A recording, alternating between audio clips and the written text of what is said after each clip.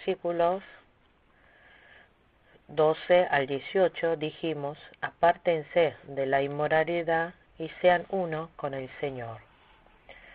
En 1 Corintios capítulo 6, 13 al 14 dice: los alimentos son para el estómago y el estómago para los alimentos. Así es, y Dios los destruirá a ambos. Pero el cuerpo no es para la inmoralidad sexual, sino para el Señor, y el Señor para el cuerpo. Con su poder Dios resucitó al Señor y nos resucitará también a nosotros. Había entrado el pecado de la inmoralidad sexual a la iglesia de Corinto. También se había producido pleitos por cuestiones económicas. Por eso Pablo reprende ese pecado. En el versículo 13 dijo: los alimentos son para el estómago y el estómago para los alimentos. Pero el cuerpo no es para la inmoralidad sexual, sino para el Señor, y el Señor para el cuerpo. Se produce un contraste entre alimento y estómago, cuerpo y el Señor. El alimento está para el estómago y el estómago está para los alimentos. Pero como la muerte se pierde, como con la muerte se pierde todo esto, está diciendo que no peleen por el estómago ni por alimento. Dios proveyó de alimento para que todos pudieran alimentarse. Por tanto, es necio de que los fieles se peleen por cosas materiales. También cuando Dios hizo el cuerpo, no lo hizo para la inmoralidad sexual. Nosotros, los fieles, somos personas compradas por la sangre de Jesucristo. Nosotros somos templo de Dios. Nuestro cuerpo está unido con Cristo. No solo eso, Dios nos resucitará para que vivamos para siempre con el Señor. En 1 Corintios capítulo 3, versículo 16 dice: ¿no saben que ustedes son templo de Dios y que el Espíritu de Dios habita en ustedes? Así que está diciendo que si uno contamina el templo de Dios, Dios destruirá a esa persona. En el versículo 15 pregunta: ¿no saben que sus cuerpos son miembros de Cristo mismo? ¿Tomaré acaso los miembros de Cristo para unirlos con una prostituta? Jamás. El cuerpo de los creyentes es miembro de Cristo, y si fornica, se convierte en miembro de prostituta. También en el versículo 16 pregunta: ¿no sabe que el que se une a una prostituta se hace un solo cuerpo con ella? Contraer matrimonio significa que dos se hace uno, que dos corazones se hacen uno. También la vida espiritual de la pareja se vuelve uno para la gloria de Dios. Pero si se une con una prostituta, se hace un cuerpo con ella. En el versículo 17 dice: pero el que se une al Señor se hace uno con Él en espíritu. Por eso dijo que huyera del pecado de la inmoralidad sexual. En el versículo 18 dice: huyan de la inmoralidad sexual. Todos los demás pecados que una persona comete quedan fuera de su cuerpo, pero el que comete inmoralidades sexuales peca contra su propio cuerpo. El pecado de la inmoralidad sexual se puede evitar si huimos de ella. Debemos huir de ambientes y oportunidades que nos pueda llevar a caer en el pecado de inmoralidad sexual. Todos otros pecados traen consecuencias materiales entre Dios y los hombres. Otros pecados son pecados relacionales entre otras personas, materiales, pecados contra Dios. Pero el pecado de inmoralidad sexual es pecado que queda en el cuerpo del pecador. El que comete inmoralidades sexuales peca contra su propio cuerpo. Recuerden capítulo 6, versículo 18. Huyan de la inmoralidad sexual. Todos los demás pecados que una persona comete quedan fuera de su cuerpo, pero el que comete inmoralidades sexuales peca contra su propio cuerpo. Aquí el cuerpo viene de la raíz griega soma. Todo el cuerpo que desaparece con el tiempo se le dice sarx, pero aquí soma significa que trae consecuencias fatales a todo el ser. El pecado de la inmoralidad sexual contamina al cuerpo, trae pérdida a su vida. Dijo que huyera de este pecado. José, por haber huido, pudo ganarle a este pecado. Confucio también dijo que huyera del sexo como si fuera enemigo. Por el contrario, hubo personas que cometieron pecado por no haber podido huir del ambiente inmoral. Por ejemplo, David, Sansón.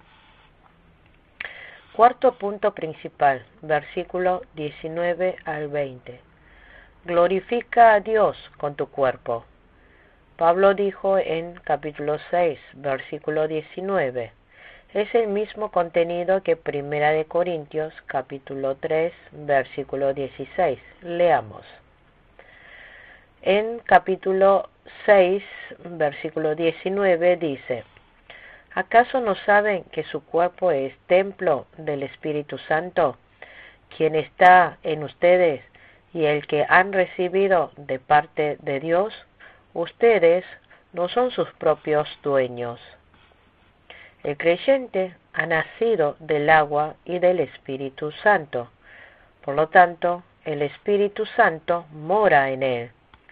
Y dijo que nuestro cuerpo es templo. Así que no podemos cometer el pecado de inmoralidad sexual con el cuerpo, que es el templo de Dios. Somos propiedad comprada por la sangre, por la preciosa sangre de Jesús. Nuestro cuerpo no es de nuestra propiedad. Así que en el versículo 20 dice: fueron comprados por un precio. Por tanto, honren con su cuerpo a Dios. Hay que trabajar para el Señor. Cada objeto tiene su uso. Nosotros, los humanos, fuimos creados a la imagen de Dios con un propósito.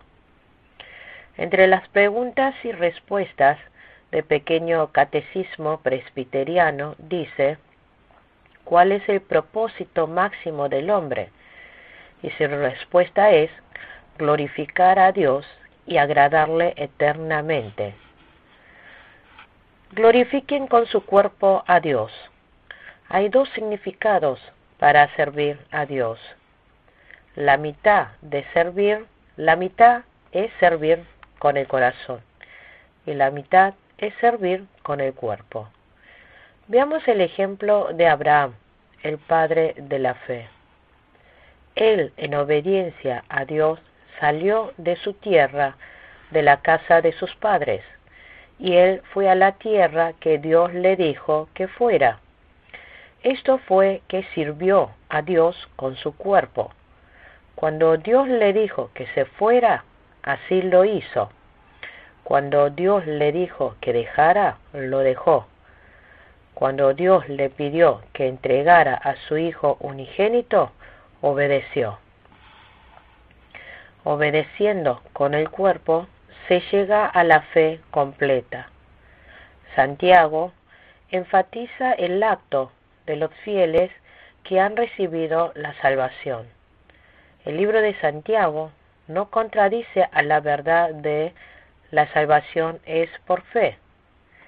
El fiel que es justificado por fe llega a la fe completa por medio de la práctica de la fe. Santiago está enfatizando que aquel que es justificado por fe no tiene otra que producir muchos frutos. Así da ejemplo de la prostituta Rahab.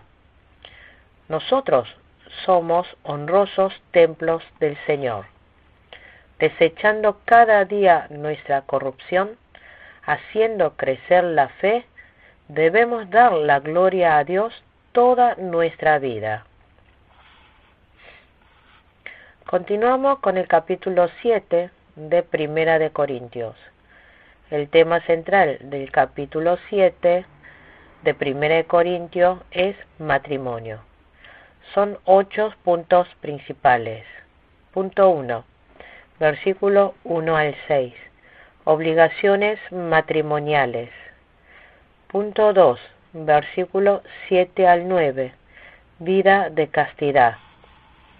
Punto 3. Versículo 10 al 16. Exhortación a los casados. Punto 4.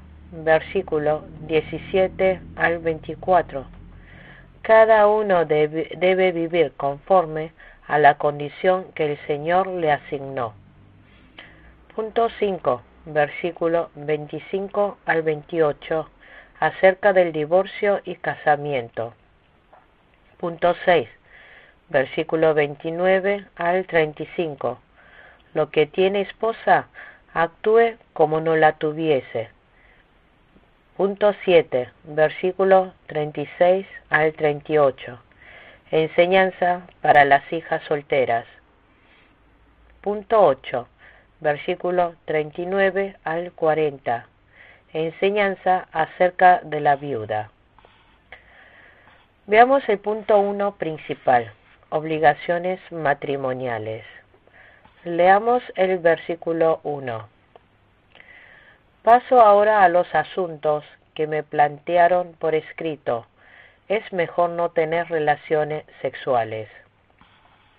Por escrito, los corintios habían preguntado a Pablo por escrito acerca del problema matrimonial.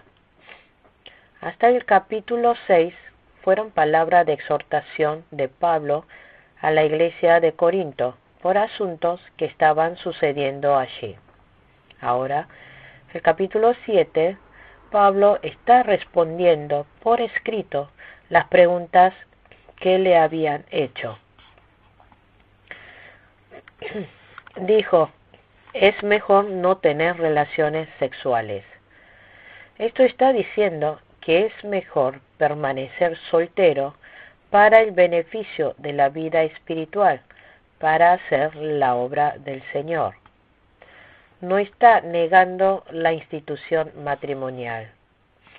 Versículo 2. Pero en vista de tanta inmoralidad, cada hombre debe tener su propia esposa y cada mujer su propio esposo. Así tenemos que tener mucho cuidado. Aquí tenemos que tener mucho cuidado. El propósito del matrimonio no es solo para impedir el pecado de la fornicación.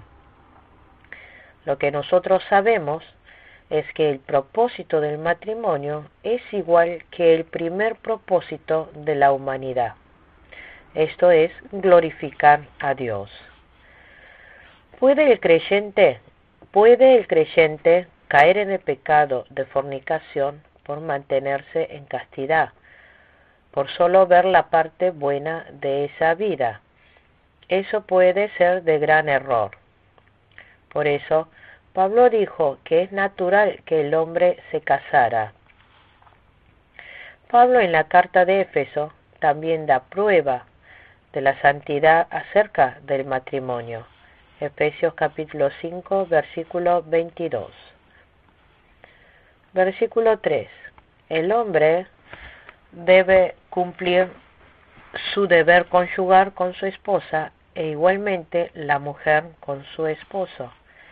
El marido debe cumplir toda la responsabilidad y obligaciones para con su esposa, e igualmente la esposa debe cumplir con toda la obligación y responsabilidad. Por tanto, el matrimonio debe cumplir con las obligaciones entre uno con otro e ir cumpliendo la justicia de Dios. Versículo 4. La mujer ya no tiene derecho sobre su propio cuerpo, sino su esposo. Tampoco el hombre tiene derecho sobre su propio cuerpo, sino su esposa. En cuanto a la relación sexual entre los esposos, no debe haber menosprecio de opiniones. No debe comportarse como uno desee en cuanto a la relación sexual. En el versículo 5 advierte: no se nieguen el uno al otro, a no ser de común acuerdo y solo por un tiempo, para dedicarse a la oración. Esto aparece en versículo 5a. Dijo: no tarden en volver a unirse nuevamente, de lo contrario pueden caer en tentación de Satanás. Por eso dijo que no estén separados obligatoriamente. Hebreos capítulo 13, versículo 4. Dijo que honre el matrimonio y dijo que no ensuciara el lecho de cama. En el versículo 6, ahora bien, esto lo digo como una concesión y no como una orden. Son palabras de consejería para que se case. Palabra de consejería no son palabras de mandato, sino palabras de amor. Palabras de amor. Versículo 1 al 6, el contenido importante es la enseñanza de obligación matrimonial. En segundo lugar, hablaremos acerca de la vida de castidad. Versículos 7 al 9. Pablo dijo que prefería que los fieles vivieran sin casarse, pero dijo que cada uno ha recibido dones diferentes. Por tanto, dijo que actúen según los dones de cada uno. Pero dijo que a los solteros y a las viudas que sería mejor que se quedaran solo como él. Pero si no pueden dominarse, que se casen, porque es preferible casarse que quemarse de pasión. En eso no sería de fe para fieles y puede caer en pecado llevado por el diablo. Dijo que el que no puede dominarse en su pasión sexual es mejor que se case. Segunda parte esencial, ¿cuál es? 3 partes positivas de la vida de soltería. 1. Es beneficioso para orar. 2. No se queda atado a nada. 3. Puede hacer mucho más para la obra del Señor. El punto negativo de la vida de castidad es: 1. Puede ser tentado por el diablo. Punto 2. No puede participar de la prueba que viene del casamiento. 3. Tercer punto principal, versículo 10 al 16. Consejo acerca del matrimonio. Versículo 10 al 11. A los casados les doy la siguiente orden. No son sino el Señor, no yo sino el Señor. Que la mujer no se separe de su esposo. Sin embargo, si se separa, que no se vuelva a casar. De lo contrario, que se reconcilie con su esposo. Asimismo, que el hombre no se divorcie de su esposa. A los casados les doy la siguiente orden: no yo, sino el Señor. Esto significa que Pablo ordena por la palabra, con la palabra que Jesús ordenó mientras estuvo en esta tierra. El que se ha casado dice que no se divorcia a menos que tenga una razón bíblica. Aquí dice, sin embargo, si se separa, que no se vuelva a casar.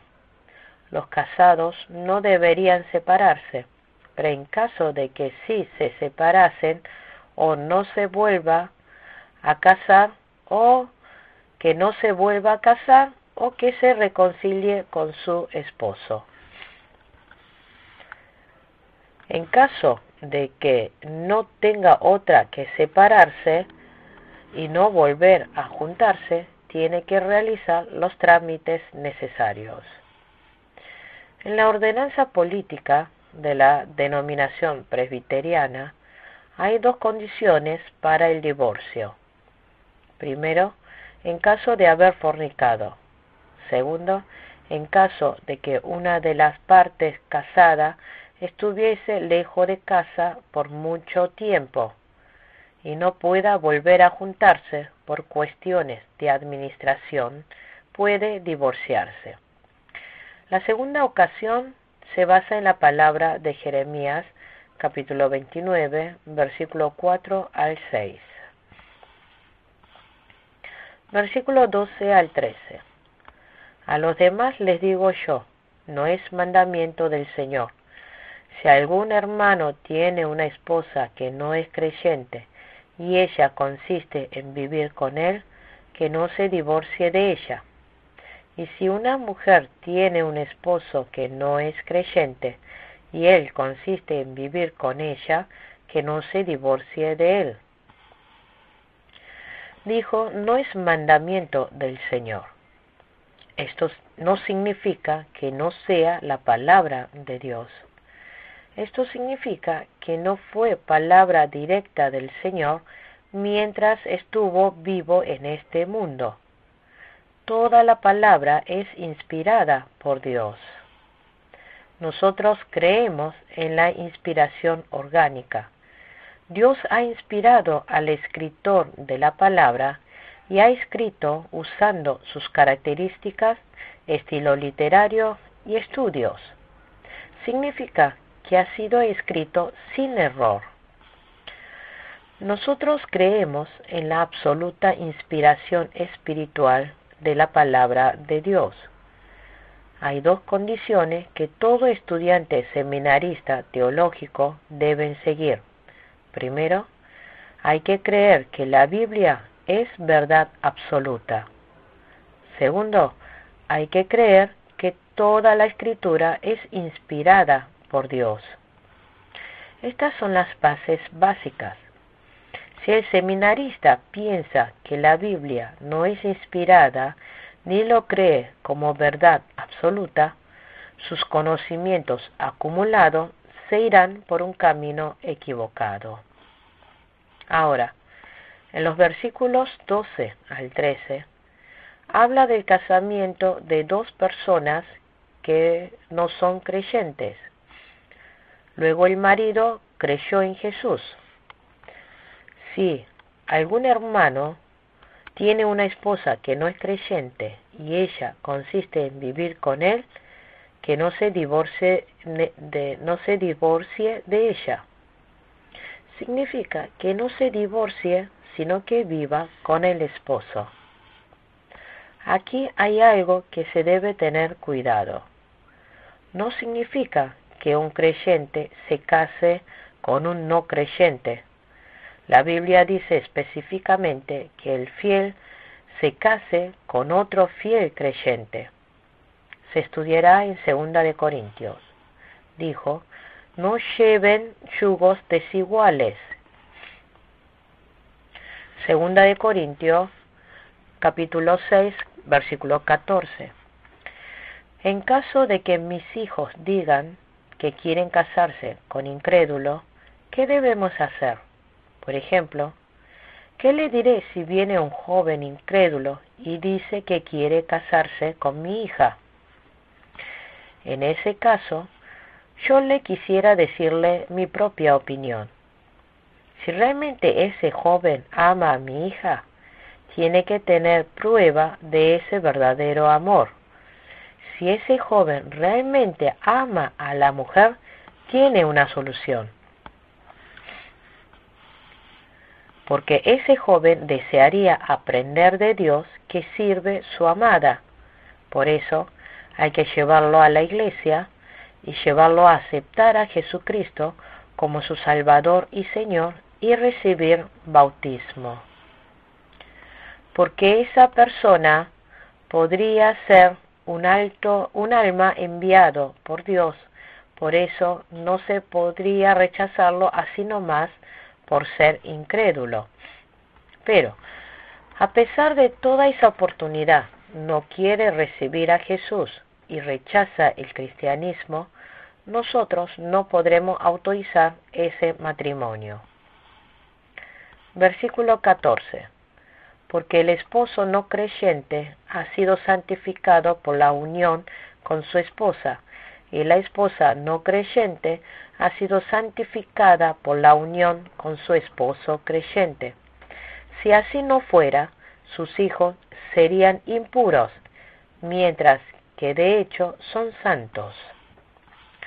Porque el esposo no creyente puede ser santificado por la unión con su esposa, y la esposa no creyente puede ser santificada por la unión con su esposo creyente.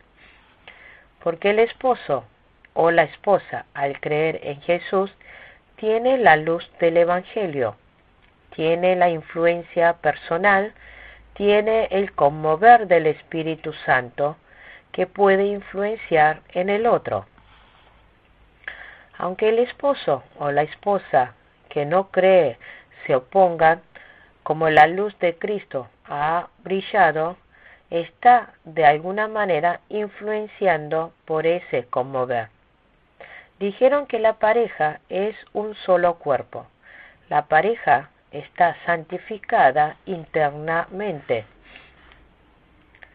El nombre de Dios está en su casa. Como la exhortación de Dios está siempre en ese lugar, es santo. Por esa prueba dijo que esos hijos son santos. En el versículo 14 dijo, son santos.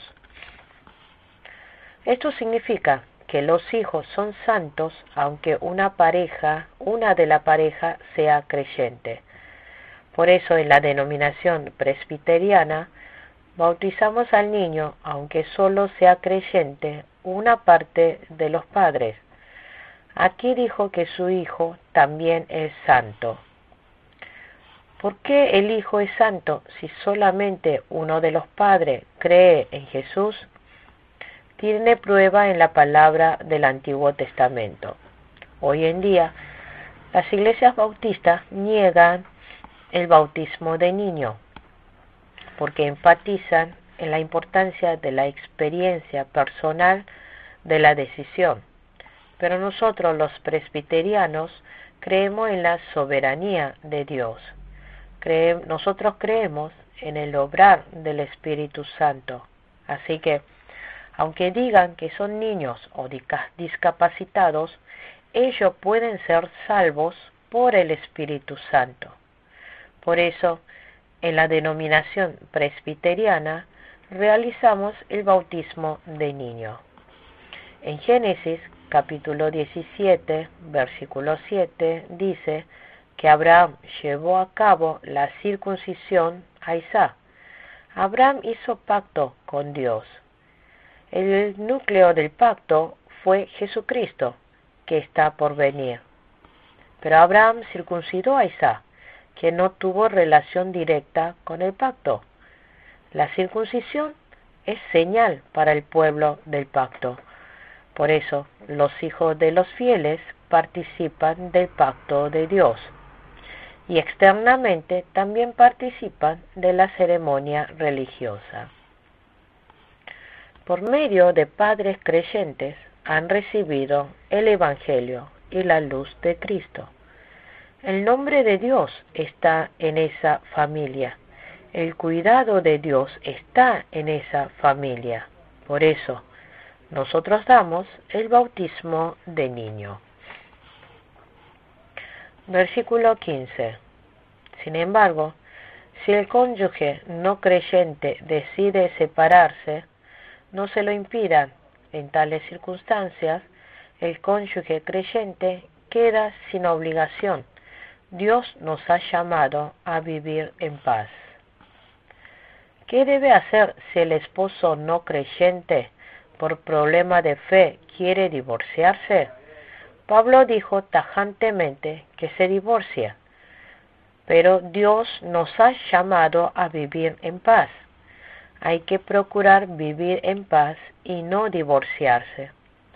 Pero no podemos seguir viviendo hasta cediendo nuestra fe, porque ceder la fe es pecar delante de Dios. Entonces, la obra de la fe se muere. La vida matrimonial no debe ser de obstáculo para la vida espiritual. Versículo 16. ¿Cómo sabes tú, mujer, si acaso salvarás a tu esposo? ¿O cómo sabes tú, hombre, si acaso salvarás a tu esposa? Muchas jovencitas creyentes traen a jóvenes incrédulos para que les casen. Y ellas me dicen, ¿no está bien que le predique y lo evangelice? Ella solo está pensando por sí mismo. El problema de la salvación pertenece a Dios. Dios es soberano absoluto. ¿Puede ser este joven un no escogido? Versículo 17 al 24. Cada uno debe vivir conforme a la condición que el Señor le asignó. Leamos el versículo 17. En cualquier caso, cada uno debe vivir conforme a la condición que el Señor le asignó y a la cual Dios lo ha llamado. Esta es la norma que establezco en todas las iglesias. Tomando el contenido de los versículos 10 al 15, está diciendo que cada uno viva conforme a la condición que el Señor le asignó. Sea que esté el marido o no, que no cambie la condición que Dios le asignó, que cuide la fe en la condición que le asignó. Que cada uno proceda acorde al llamado, que no quiera cambiar la condición ni circunstancia que el Señor le asignó. Pablo así enseñó la verdad a todas las iglesias. En el versículo 18 dice así: ¿Fue llamado a alguno estando ya circuncidado? Que no disimule su condición. ¿Fue llamado a alguno sin estar circuncidado? Que no se circuncide. La circuncisión es una señal física en el cuerpo para el pueblo del pacto. La circuncisión es cortarle el pliegue del prepucio a los 8 días de haber nacido el niño. Así deja una marca en el cuerpo como pueblo del pacto de Dios. Pero como Cristo perfecciona la ley, todo aquel que confiesa que Jesús es Cristo se vuelve parte del pueblo de Dios. Él no tiene necesidad de recibir la circuncisión, pero dice que aquel que ya ha recibido la circuncisión no se vuelva a ser incircunciso. Pero en el versículo 19 dice, para nada cuenta estar o no estar circuncidado. Lo que importa es cumplir los mandamientos de Dios. Gálatas capítulo 5, versículo 6. La verdadera fe obra por amor. La fe sin amor solo enfatiza a la filosofía e ideología humana. Leamos los versículos 20 al 21. Que cada uno permanezca en la condición en que estaba cuando Dios lo llamó. ¿Eras esclavo cuando fuiste llamado? No te preocupes, aunque si tienes la oportunidad de conseguir tu libertad, aprovéchala. Cada fiel debe permanecer en la condición en la que estaba cuando Dios lo llamó. Los fieles deben servir bien como esclavos de Dios. En ese momento, los fieles disfrutan de libertad espiritual. Así que, si cuando creyó en Jesús estaba como esclavo, siga esclavo, pero su espíritu está libre. Y de esa condición de esclavo a obtener la libertad, que está bien que sea libre también. Porque en el versículo 22 dice, porque el que era esclavo cuando el Señor lo llamó, es un liberto del Señor. Del mismo modo, el que era libre cuando fue llamado, es un esclavo de Cristo. Juan capítulo 8, versículo 31 al 32. Por tanto, cuando vivamos siguiendo la verdad, guiado por el Espíritu Santo, podremos vivir gozando del verdadero espíritu de libertad sin importar las condiciones. Los versículos 25 al 28 enseñan acerca del divorcio y casamiento. Del versículo 29 al 35 enseña que el que tiene esposa viva como si no la tuviera. Del versículo 36 al 38 es una enseñanza acerca de la hija joven.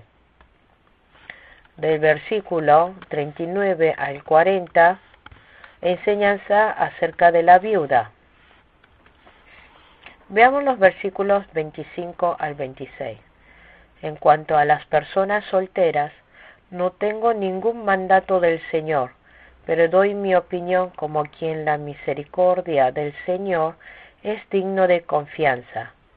Pienso que, a causa de la crisis actual, es bueno que cada persona se quede como está. Aquí Pablo dijo, no tengo ningún mandato del Señor. Esto significa que no tiene ninguna palabra directa del Señor mientras estuvo en el mundo. Pero Pablo lo dijo como quien, por la misericordia del Señor, es digno de confianza. Esta palabra también es palabra de Dios. Ahora ya no queda mucho tiempo, por ser los últimos días. Hay que prepararse para recibir a Jesús cuando regrese. Por tanto, no debemos estar caídos y metidos en las cosas del mundo, ni tampoco atados al matrimonio. Pablo dijo a las solteras que es bueno que permanezca así. Versículo 27 al 28. ¿Estás casado? No procures divorciarte. ¿Estás solteros? No busques esposa. Pero si te casas, no pecas. Y si una joven se casa, tampoco comete pecado.